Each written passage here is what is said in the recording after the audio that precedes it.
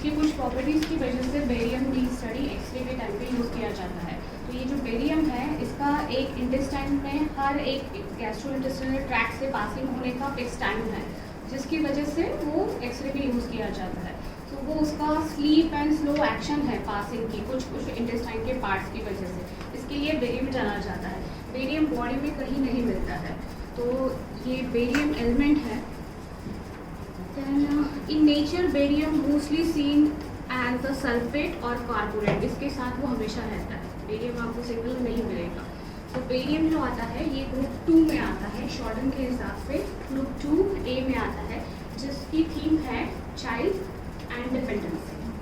तो ऑलमोस्ट इसकी वजह से ही इसमें ये सब सिम्टम्स होते ही हैं। तो बीइंग चाइल्ड, अगर कोई चाइल्ड है तो उसकी पर्सनैलिटी कैसे रहेगी? डिपेंडेंसी होगी। और क्या होगा? खुद के डिसीजन वो खुद ले पाएगा नहीं। There will be always dependency.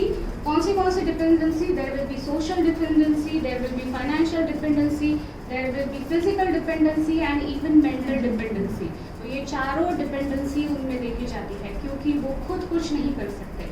इसके लिए इसमें एक वर्ड यूज़ किया है शॉर्टन में भी, इम्बेसाइल, मतलब वो कुछ कमा भी नहीं सकते, इतनी उनकी मेंटल पावर लो है, तो जिसकी वजह से वो डिपेंडेंसी आ जाती है। तो financially also and in general being a child जो सिम्टम्स आते हैं वो भी है। और वही चाइल्ड ओल्ड एज में जब लोग ओल्ड हो जाते हैं तो उनमें भी वो चाइल्ड लाइक सिम्टम्स आ जाते हैं।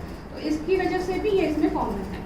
तो अगर आप बच्चे हो तो हमेशा आपको क्या डर रहेगा कि मुझे कुछ चोट नहीं लग जाए, या मैं फेल नहीं हो जाऊँ, या मुझसे कुछ छूट नहीं जाए। तो ये हमेशा इनको ये फियर रहता है, fear of loss, fear of failure, fear of injury, और इसकी वजह से और ज़्यादा उनकी डिपेंडेंसी होती है। तो ये डिपेंडेंसी इस चारों लेवल पे भी होती है, और इसकी वजह से मेंटली वो कोई भी खुद डिसीजन नहीं ले सकते हैं, उनको वो इनकैपेबल लगता है। Baryta is similar to calcarea also, but calcarea एक उनमें फिर भी होप है। ये बराटा जो है और सुपीरियर क्वालिटी ऑफ कैलकेरिया इसमें आएगा, बहुत ज़्यादा superior to calcarea. Calcarea is a base line and then baryta will be there. So calcarea में डिफरेंस यही है, कैलकेरिया भी यही सोचते हैं। तो डिफरेंस सिर्फ ये है कि कैलकेरिया विल थिंक कि what people will think about me, तो बराटा इज लाइक लोग मुझे खराब ही समझेंगे, लोग मुझ पर हंसेंगे ही, लोग मुझे छोटा ही समझेंगे। सो इट्स लाइक वो फिक्स आइडियाज़ है। लेकिन कैलकेरिया में एक होप है कि ठीक है, मुझे अगर कुछ भी मेरे बारे में सोचा तो भी देयर विल बी होप कि कभी ना कभी तो अप्रिशिएट करेंगे। तो ये होपफुलनेस का डिफरेंस कैलकेरिया और बराटा में आता है। देन दोनों का भी एक्शन ग्लैंडुलर लेवल पे है, एंड दोनों में भी आपको डेवलपमेंटल प्रॉब्लम दिखेंगे। बट कैलकेरिया में फिजिकल डेवलपमेंटल प्रॉब्लम ज़्यादा है, बराटा में फिजिकल एंड मेंटल दोनों प्रॉब्लम्स है। तो ये इनमें डिफरेंस है। So they think they are totally incapable of anything. So that's why dependency is there. That's why insecurity is also there. So आप बच्चे हो तो आप फील करेंगे कि I am very small, मैं छोटा हूँ, physically also छोटा हूँ, mentally also मैं छोटा हूँ। तो हर बार वो being small जो है वो carry forward होता रहता है, and that's why they think they are useless. लोग मुझे हंसेंगे, मुझ में ऐसी कुछ कमियाँ हैं, I am being ridiculed by everyone, वो उनमें ज़्यादा होता है। So इस वजह से वो कभी कुछ रिस्पॉन्सिबिलिटी नहीं लेते और कभी कुछ काम नहीं करते। So they are not working and they are not taking any responsibility. So irresponsible, want of confidence, इनमें हमेशा बराटा का भी आ जाता है और काफ़ी ज़्यादा वो कवर करता है। Then there will be dependency, और ये इसकी वजह से वो छोटा समझता है, खुद को उतने लेवल का नहीं समझता है, इसके लिए वो हमेशा हाइडिंग डिज़ायर उनमें ज़्यादा होती है, तो वो हमेशा खुद को छिपाता है। सो हाइडिंग बिहाइंड फर्नीचर ये इनमें ज़्यादा दिखता है, या फिर अगर बड़े लोग हैं तो वो जाके रूम में बैठेंगे, बाहर दुनिया के सामने नहीं आएंगे, because there is fear of stranger, लोग मुझ पे हंसेंगे या लोग मुझे क्रिटिसाइज करेंगे, जैसे कैलकेरिया को लगता है वैसे। They are more sensitive, calcarea is very much sensitive about criticism, इनमें भी है लेकिन इनमें कम मार्क है, तो इसके लिए वो सेफ प्रेफर करते हैं हाइडिंग।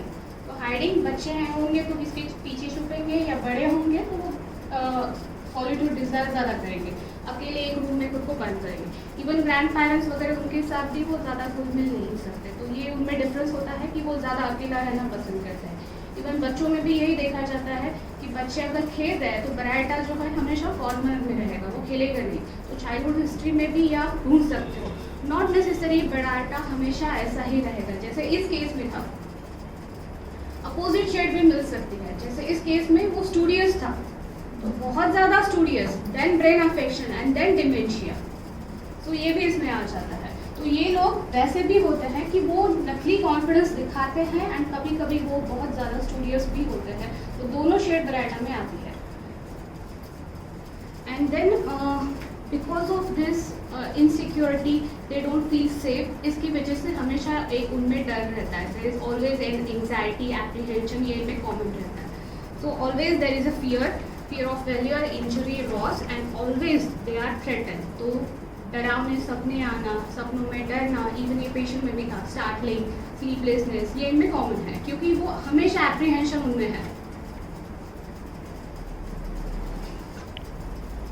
एंड देन वही सिम्टम्स एक एज होने के बाद वही उनको फील होता है कि there is loss of serious impairment of mental power.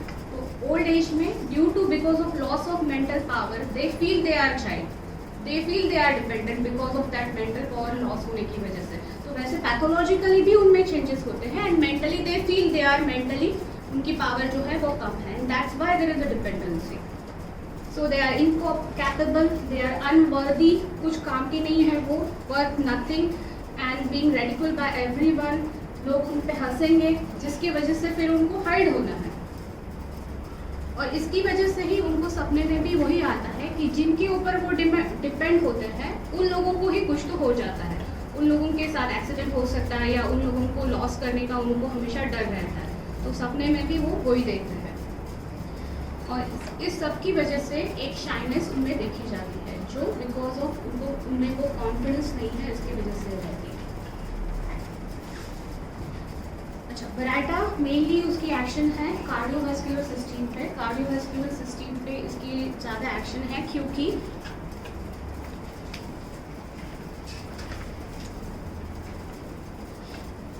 there is which causes pathophysiologically there is changes like there is increased irritability of ventricle which causes tachycardia and that tachycardia होने की वजह से वो cyano aortic conduction हो वो delay हो जाता है। तो that's why the heart affection के लिए बराटा ज़्यादा दिए जाता है। एंड इवन प्रीमैच्योरली अथेरोस्क्लेरोसिस के पेशेंट में अगर देखते हैं तो प्रीमैच्योरली ओल्ड कंप्लेंट, प्रीमैच्योरली पार्किंसंस, इसमें भी वो आ जाता है। तो ओल्ड नहीं होके भी ओल्ड लाइक सिम्टम्स जो है ये सब पैथोफिजियोलॉजिकली भी कवर करता है।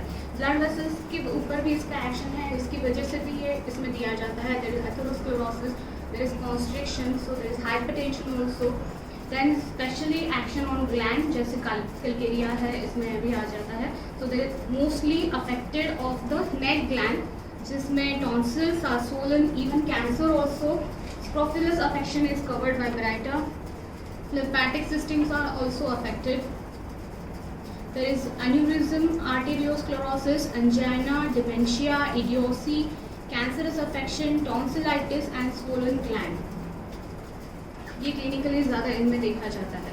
देन कॉन्स्टिट्यूशन वाइज जैसे वो खुद को स्मॉल समझता है वैसे वो होता भी है। तो that's why constitution is dwarfish constitution.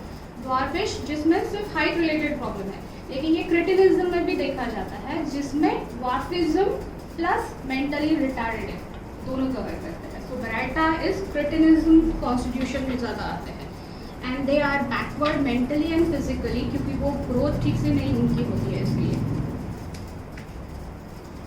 And mostly they are chilly patient, aggravation from cold, aggravation from damp.